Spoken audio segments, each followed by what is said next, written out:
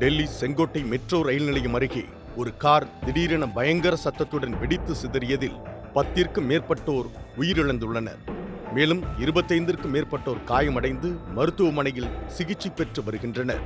டெல்லி செங்கோட்டை அருகே மாலை 6:52 மணிக்கு சிக்னலில் மெல்ல ஊர்ந்து சென்று கொண்டிருந்த கார் திடீரென பயங்கர சத்தத்துடன் வெடித்து சிதறியது. கார் வெடித்து சிதறியதில் அதன் பாகங்கள் சுமார் 300 அடி உயரத்திற்கு தூக்கி வீசப்பட்டது. அப்போது சாலையில் வாகனங்களில் இருந்தவர்கள், நடந்து சென்றவர்கள் நிலைகுலைந்து போயினர். இதில் அருகில் இருந்த 6 கார்கள், 2 இ-ரிக்ஷாக்கள், ஒரு ஆட்டோ ஆகியவை தீப்பற்றி எரிந்தன. இதனால் அப்பகுதியில் இருந்த மக்கள் அலறியடித்து ஓடத் துவங்கினர். இந்த சம்பவத்தில் 10ற்கும் மேற்பட்டோர் உயிரிழந்துள்ளனர். 25ற்கும் அதிகமானோர் படுகாயமடைந்து மருத்துவமனையில் அனுமதிக்கப்பட்டுள்ளனர். தகவல் அறிந்து விரைந்து வந்த தீயணைப்பு துறையினர் சில மணி நேர போராட்டத்திற்கு பின் தீயை கட்டுக்குள் கொண்டு வந்தனர்.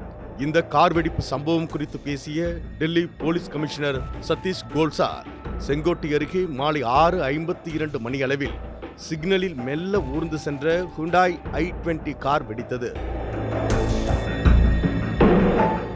அதில் சில பயணியரும் இருந்தனர். காருக்கு அருகே நின்றிருந்த சில வாகனங்களும் தீப்பற்றி எரிந்து சேதமடைந்தன.